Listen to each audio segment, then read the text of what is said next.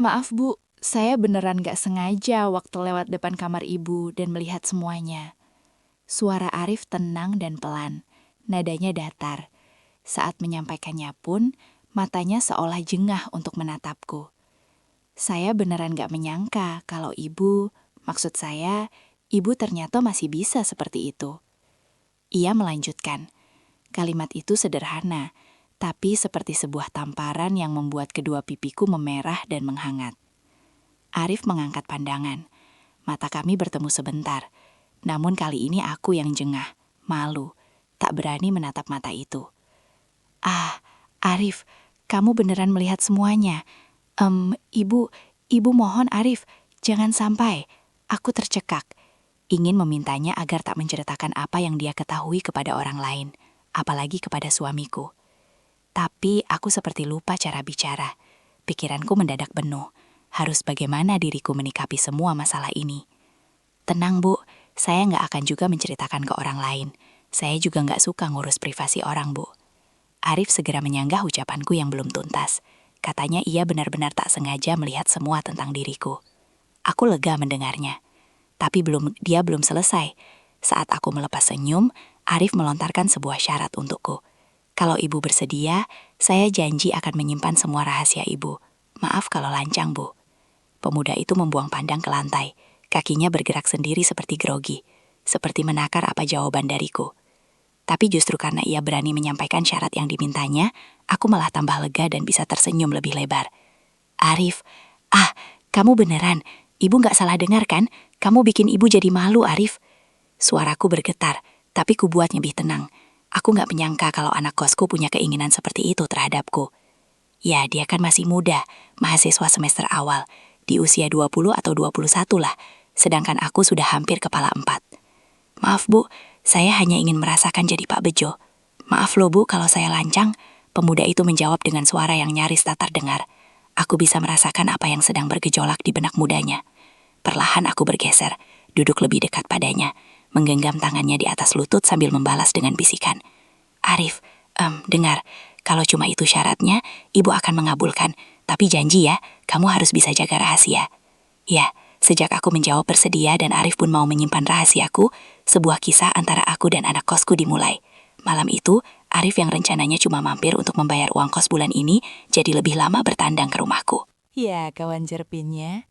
Aku juga gak pernah menyangka kalau ada ruang dan waktu yang memberi kami kesempatan.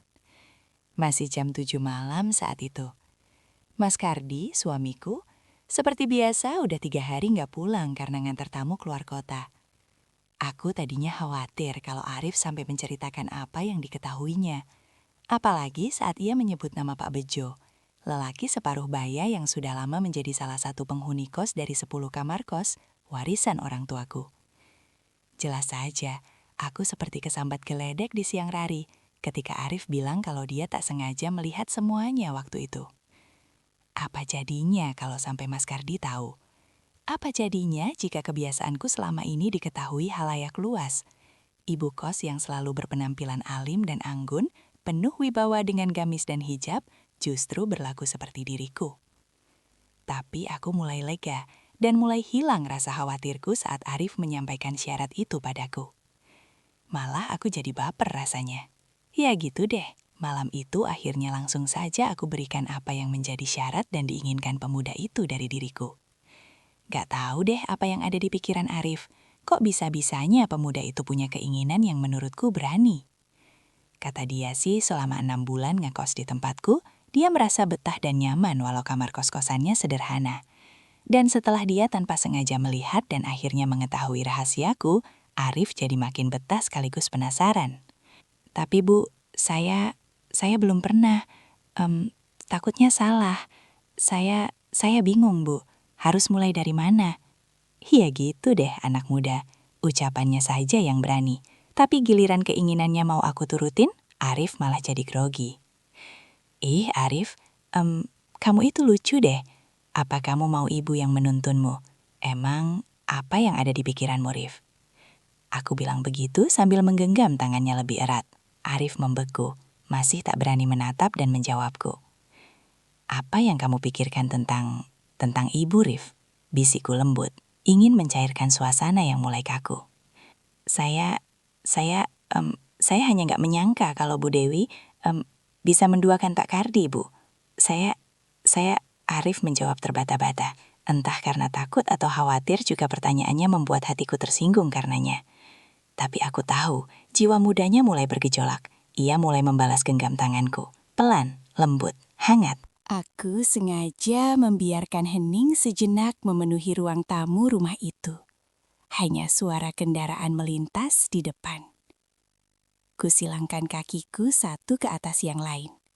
Gerakan itu membuat ujung gaunku jadi sedikit bergeser melewati atas lututku. Arif melirik ke sana, tapi kemudian beralih menatap wajahku. Aku tersenyum. Mata kami bertemu. Dekat. Begitu dekat. Bu Dewi, saya... Udah, Rif. Jangan bicara lagi. Dalam pikiranku malam itu, aku hanya ingin agar Arif benar-benar bisa menjaga rahasiaku. Jujur, aku malu kalau ada yang tahu. Sederhana sekali, aku akan memberikan apa yang diinginkan Arif sebagai syaratnya. Dan tentu tak butuh waktu yang lama. Karena kupikir anak muda kayak Arif paling cuma besar omongannya. Cepat terbakar, tapi pasti cepat pula padam dan redupnya. Arif itu anak kos yang baik. Lumayan ganteng dan badannya juga bagus. Selama 6 bulan ngekos, sikapnya selalu sopan. Tipe anak rumahan, anak mama yang sepertinya jarang bergaul karena larangan. Dulu waktu datang, dia diantar mamanya. Bu Sinta, mamanya, menitipkan Arif padaku sebagai ibu kosannya. Katanya agar Arif fokus kuliahnya dan gak kelunyuran. Iya, selama ngekos di sini, Arif juga gak pernah macam-macam atau membuat gaduh suasana kos-kosan milik kami.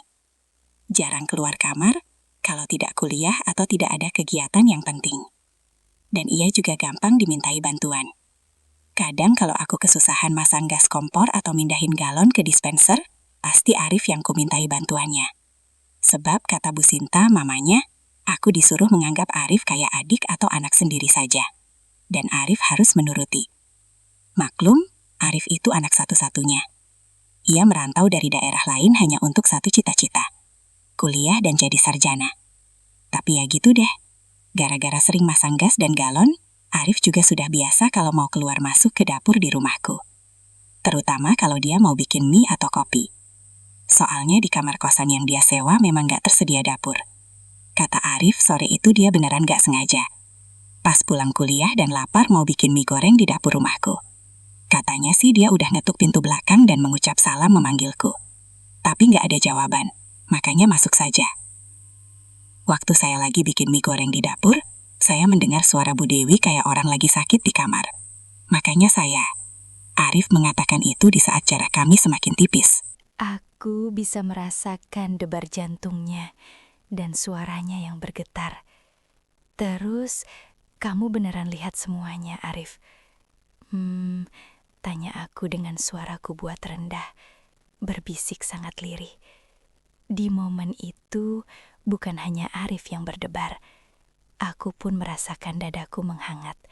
Ada gejolak yang muncul. Masalahnya, Arif meminta syarat dariku agar ia tak menceritakan rahasiaku pada orang lain.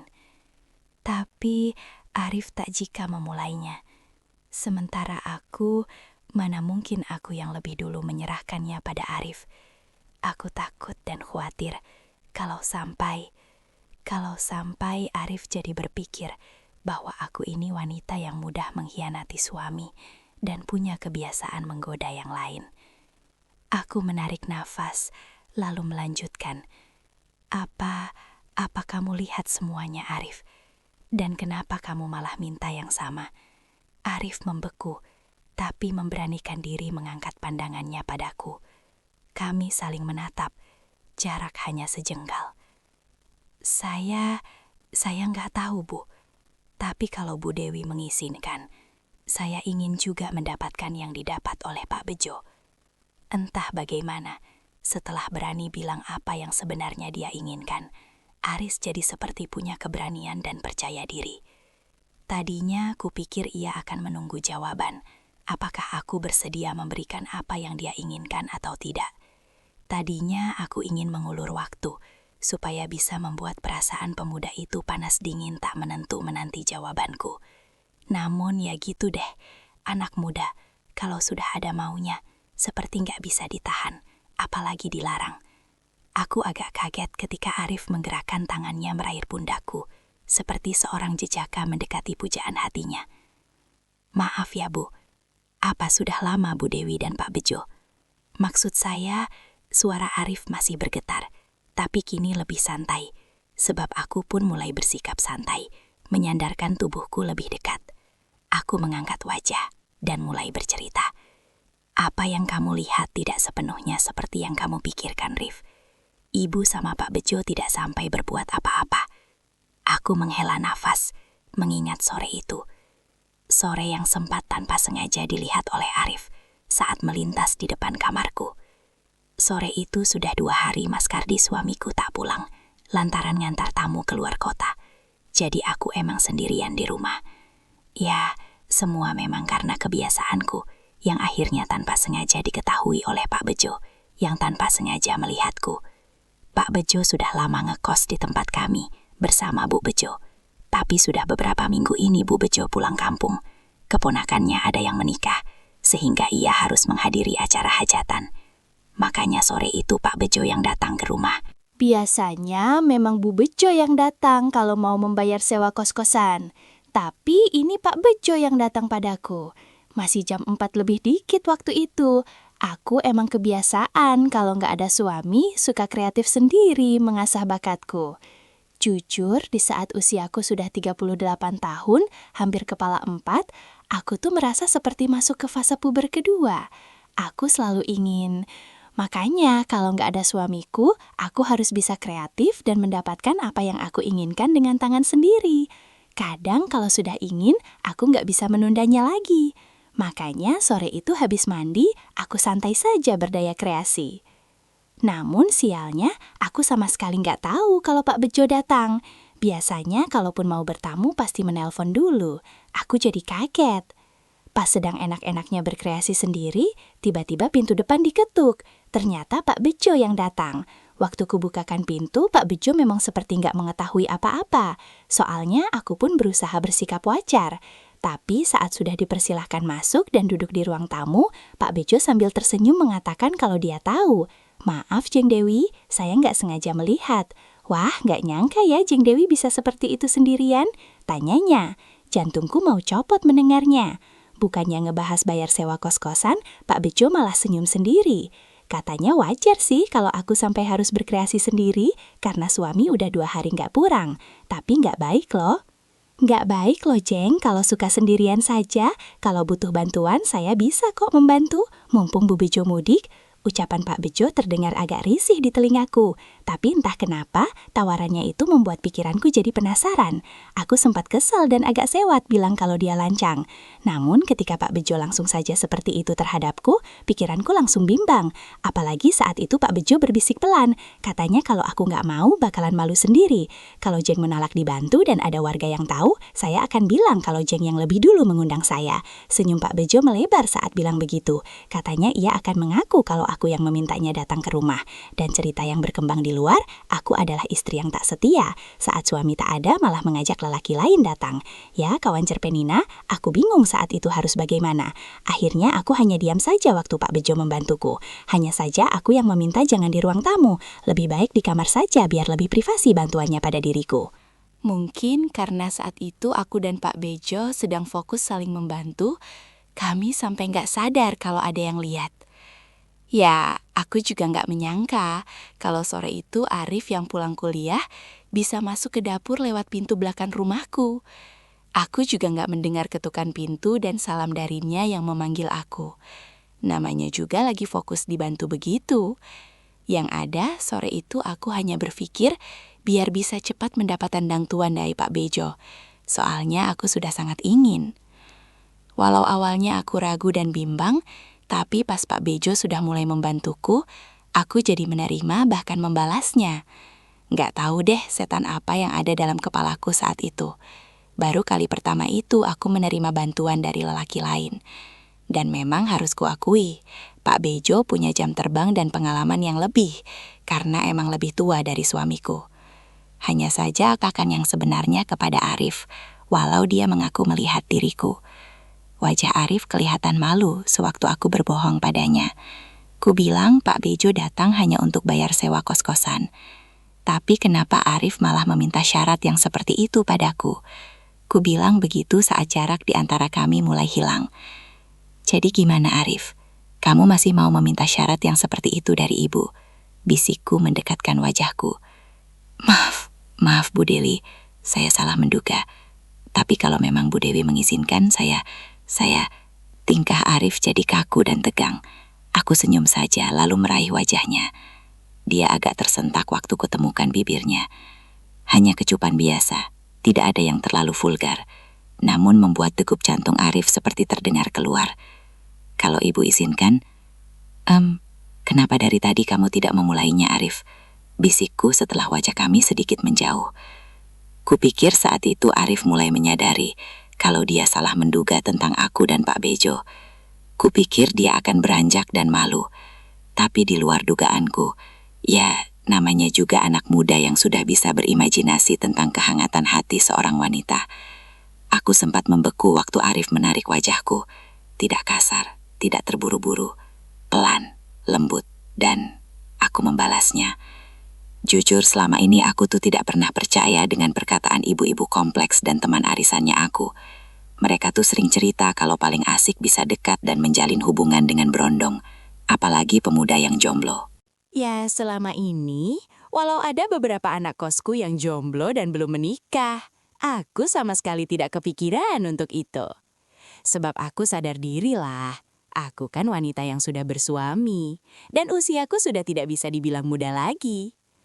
Tapi ya gimana lagi, malam itu bukannya membayar sewa kos-kosannya, Arif malah ngasih tahu aku kalau dia sudah tahu. Ya, aku kan takut kalau rahasia dan apa yang menjadi kebiasaanku sampai diketahui orang lain, apalagi suamiku. Sehingga malam itu aku pun mau saja memberikan syarat yang diminta Arif dan Arif mengaku bahagia bisa mendapatkannya. Hanya saja setelah semua berlalu, aku tetap bilang padanya untuk melupakan apa yang sudah terjadi di antara kami berdua. Ya, untungnya juga, sebelum jam 9 malam, Arif beneran menyerahkan uang kos-kosan bulan ini kepada diriku. Sebab tak berapa lama setelah aku menerima uang kosannya, Mas Kardi suamiku pulang ke rumah kami. Dan begitulah kawan cerpenina, kisah dan pengalamanku ketika menjadi ibu kos dan seringkali ditinggal pergi suami. Tentu saja Mas Kardi suamiku tak pernah tahu apa yang selama ini kusimpan dan menjadi rahasia yang aku sembunyikan. Hingga saat ini aku sudah beneran berjanji tidak akan mengulanginya. Aku mau merubah diri dan menjadi lebih baik. Semoga kisahku bisa dipetik hikmahnya ya kawan. Semoga kalian terhibur dan sampai jumpa dalam kisah menarik lainnya.